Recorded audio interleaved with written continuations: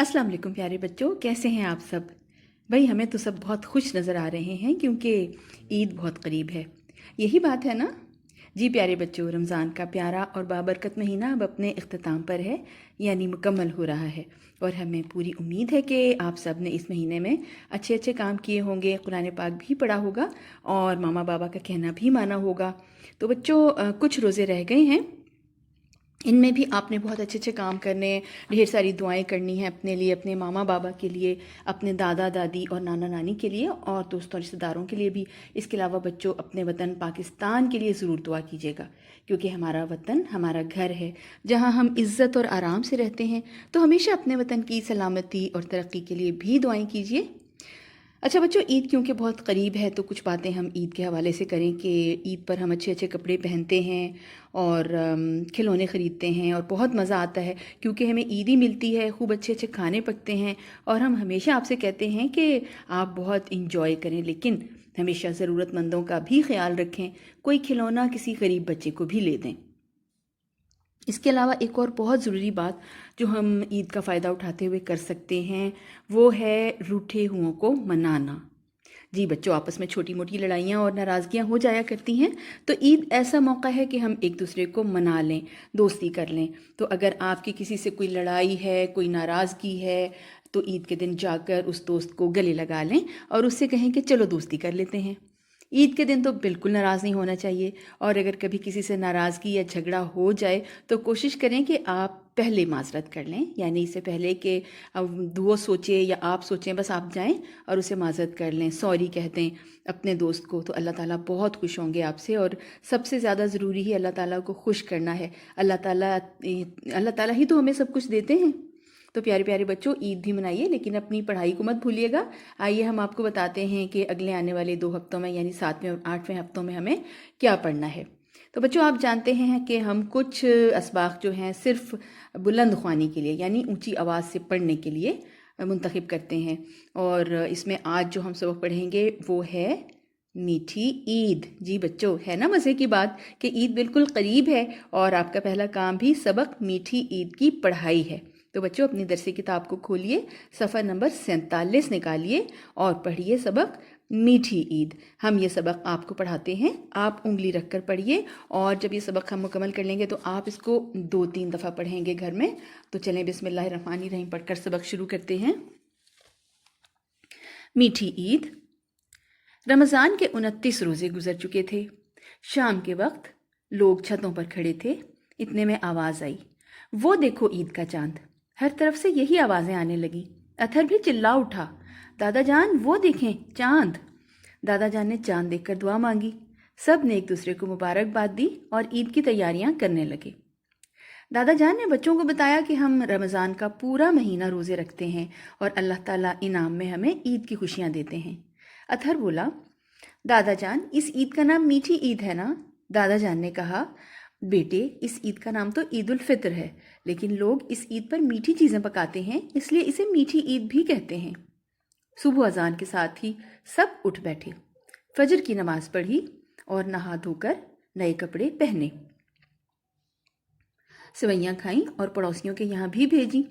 अतहर के अबू ने गरीब लोगों के घर कुछ रुपए भेजे। हेरा के पूछने पर अम्मी ने बताया, बेटी ये इसलिए है कि सब लोग ईद की खुशियों में शामिल हो सकें। अतहर अपने अब्बू और दादा जान के साथ ईद की नमाज पढ़ने गया। नमाज के बाद सब ने गले मिलकर एक दूसरे को ईद की मुबारकबाद दी। घर पहुंचे तो अब्बू अम्मी और दादा जान ने ईदी दी। मामू भी आ गए, उन्होंने भी बच्चों को ईदी दी और अपने साथ बाजार ले गए। बाजार में बहुत रौनक थी, जगह जगह मिठाई की दुकानें सजी थीं। मामू ने हिरा और अतहर को गुब्बारे और मिठाई लेकर दी। घर वापस आकर दोनों बच्चे अपने दोस्तों से ईद मिलने गए। शाम तक लोग भी इनके घर ईद मिलने आते रहे और बच्चों को ईदी मिलती रही। वो बहुत खुश थे। तो बच्चों ये सबक है जो कि हमने पढ़ा, और आप भी इसको 2-3 बार बहुत अच्छी तरह पढ़िए और तमाम अल्फाज को, और ख़ास तौर पर वो अल्फाज जो आपको कुछ मुश्किल लगते हैं उनको अच्छी तरह सीख लीजिए, ताकि आइंदा जब भी आप ये सबक पढ़ें या कोई भी सबक पढ़ें जिसमें ये अल्फाज आते हों तो आपको ये अल्फाज पहले से आते हों। तो बच्चों, अगला काम हम क्या करेंगे अब हम ये बताते हैं आपको। ये तो आपका पहला काम था, और बच्चों अगला काम आपका ये है कि आप एक मज़मून लिखेंगे। मज़मून आप लिखेंगे ईद ही से मुतालिक, यानी ईद के दिन से मुतालिक आप मज़मून लिखेंगे। और जनाब इसमें आप लिखेंगे कि ईद का दिन आपने कैसे गुजारा। आप अपनी नोटबुक का सफ़ा तैयार करेंगे, उस पर लिखेंगे ईद का दिन, और फिर आप सुबह से रात तक के अपने ईद के मामूलात लिखेंगे कि आपने क्या किया ईद के दिन, कैसे कपड़े पहने, किस से मिले, क्या क्या खाया, और हमें ईद के दिन क्या करना चाहिए। ये सब आप अपने मज़मून में लिखेंगे। और बच्चों एक बात और ये कि जब आप ये मज़मून लिख लेंगे तो गुब्बारों की तस्वीर या किसी भी ऐसी चीज़ की तस्वीर जो ईद से मुतालिक हो, कोई छोटी सी तस्वीर एक तरफ आप बनाएंगे और उस तस्वीर में रंग भरेंगे तो आपका काम बहुत खूबसूरत लगेगा।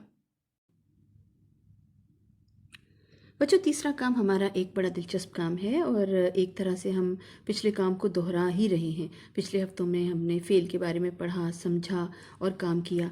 ये 2 सफ़ात आप गौर से देखिए, ये भी इसी से मुताल्लिक़ हैं। इन सफ़ात को देखिए और पढ़िए, इन सफ़ात से आपकी समझ में अच्छी तरह आता है कि फ़ेल क्या है। इनको गौर से देखिए। इसमें लिखा है कि दिए गए जुमले गौर से पढ़ें। तैयबा स्कूल जाती है, तितली उड़ती है, मुन्ना सोता है, अम्मी पकौड़े बनाती हैं, अली सौदा लाता है। ऊपर दिए गए जुमलों में कुछ लफ्ज़ नुमायाँ किए गए हैं, वो ये हैं: जाती है, उड़ती है, सोता है, बनाती है, लाता है।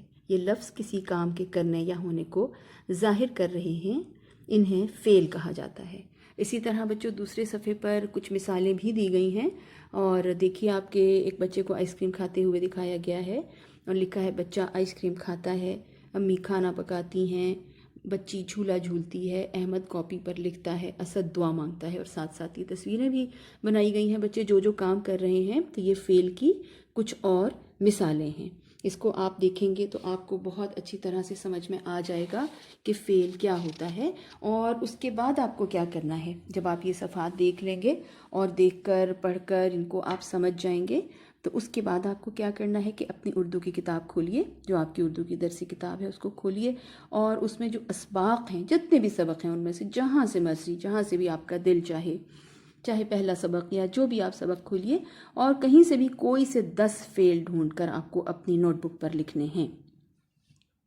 मिसाल के तौर पर मेरा खुदा आपकी एक नज़म है, उसमें लिखा है जिसने बनाई दुनिया, तो बनाना एक फ़ेल हुआ। आप लिख सकते हैं कि बनाना, जिसने बनाई दुनिया, बनाना एक फ़ेल। इसी तरह खड़ा होना, रोज़ा रखना, बैठना, सवैयाँ खाना, दुआ मांगना, ये सब फ़ेल हैं और आपको बहुत आसानी से किताब में मिल जाएंगे।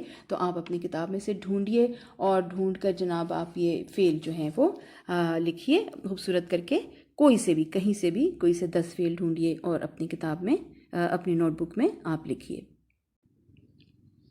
जी बच्चों अगला काम हमारा है हैं और हूँ का इस्तेमाल, और ये भी एक तरह से आपकी दोहराई ही है, क्योंकि पिछले हफ्तों में भी हमने है और हैं का इस्तेमाल सीखा था, और आज है, हैं और हूँ का इस्तेमाल हम कर रहे हैं। तो आज भी तकरीबन वही है। आप इन दोनों सफ़ात को पढ़िए।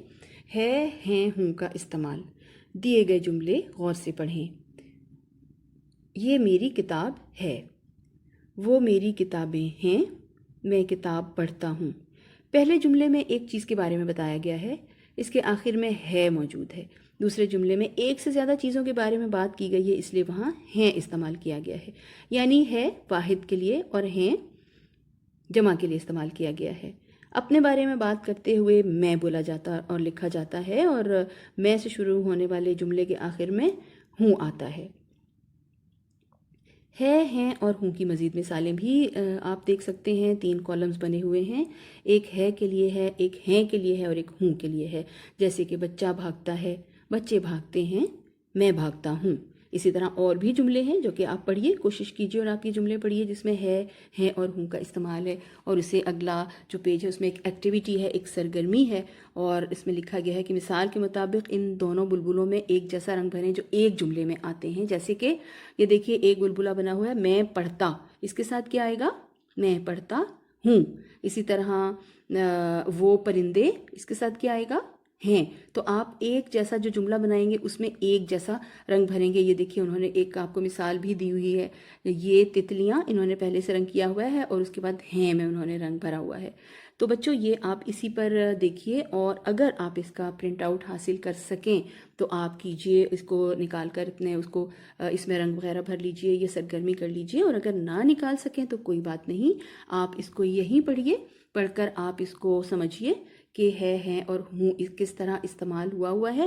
ہاں البتہ ایک کام آپ کو اپنے نوٹ بک پر کرنا ہوگا، اگر آپ اس کا پرنٹ آؤٹ نہیں نکالتے تو آپ اپنی نوٹ بک پر ایک کام ضرور کریں گے، وہ یہ ہے کہ مناسب لفظ سے خالی جگہ پر کریں۔ یہ جو سوال نمبر 2 دیا ہوا ہے اس سرگرمی میں، اس کو آپ کریں گے۔